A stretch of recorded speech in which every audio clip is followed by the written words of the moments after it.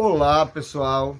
Eu sou o professor Janilson, de Ensino Religioso, e estamos começando a aula do 8º ano. Nós vamos estar estudando nesta aula a origem do universo e da vida com a seguinte pergunta: como tudo começou? Como foi o começo?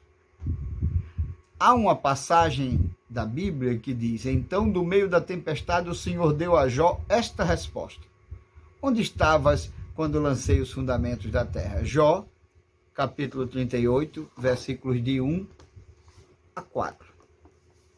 Veja que Deus pergunta para Jó: onde tu estavas quando eu lancei os fundamentos da terra? Desde o começo, o ser humano olhou o mundo com surpresa e ficou imaginando quem será que fez tudo isso. Ficava difícil imaginar um tempo bem lá no começo em que não houvesse nada. Também não havia conhecimento científico. Então cada povo expressou ao seu modo, em geral com histórias bem poéticas. As narrativas surgiam de acordo com as tradições orais. O seu espanto por um mundo que precisava ter um começo levava muitas vezes à criação de histórias narradas pelos ancestrais, pelos anciãos, pelos antigos. Um exemplo disso, nas Ilhas Gilbert, por exemplo, os nativos tinham uma história assim. Naarã estava sozinho no espaço, sentado numa nuvem que flutua no nada. Não dormia porque não havia sono. Não estava faminto porque não havia ainda a fome. Assim permaneceu por longo tempo, até que lhe veio um pensamento e ele disse para si mesmo: farei uma coisa. E começou a criar. Essa é uma narrativa de tradições das Ilhas Gilbert, em que narra a criação e o Criador como algo que começa. O Criador está simplesmente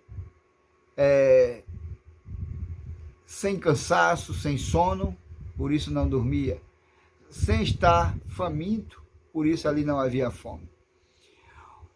Os que estudam o comportamento humano dizem que a história da humanidade tem fases semelhantes às fases do desenvolvimento de uma pessoa. No começo, na infância da humanidade, as pessoas olhavam o mundo e queriam saber de onde vinha tudo aquilo. Não é assim que fazem as crianças? À medida que se desenvolve, tanto a criança quanto a humanidade vão descobrindo certas respostas da ciência para os fenômenos naturais.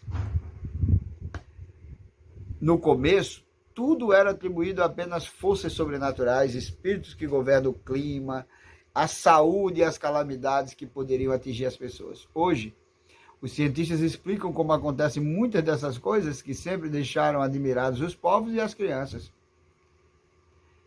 Eles afirmam o seguinte: eles afirmam até que as coisas foram criadas de um fenômeno chamado Big Bang. Aquilo em inglês significa grande explosão. Você já ouviu falar do Big Bang?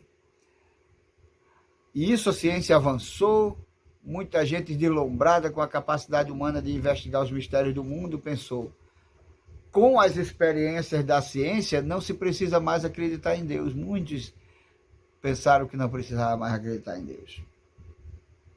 Na verdade, as tradições sagradas, as tradições religiosas sempre colocaram suas divindades para o seu povo, para a sua população. E há um texto muito interessante de Poemas para Encontrar Deus, que é um livro da autora Rose Murano e Raimundo Melri, que diz o seguinte: dar-nos, ó Deus, a visão que pode enxergar o vosso amor no mundo, a despeito dos fracassos humanos. Dar-nos fé para nos entregarmos à vossa vontade, apesar da nossa ignorância e de nossa fraqueza.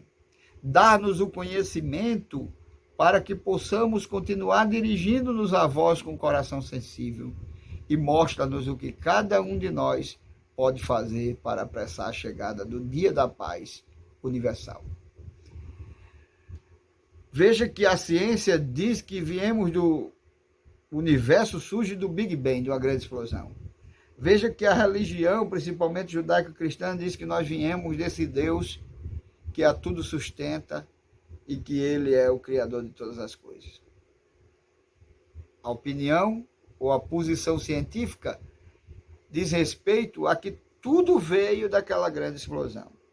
A tradição bíblica judaico-cristã diz que tudo veio do nada e Deus criou todas as coisas. Então, a primeira questão é: fale sobre a posição científica sobre a criação do universo e da vida. E a segunda é: fale sobre a posição bíblica da criação do universo e da vida. Fiquem com Deus, um forte abraço.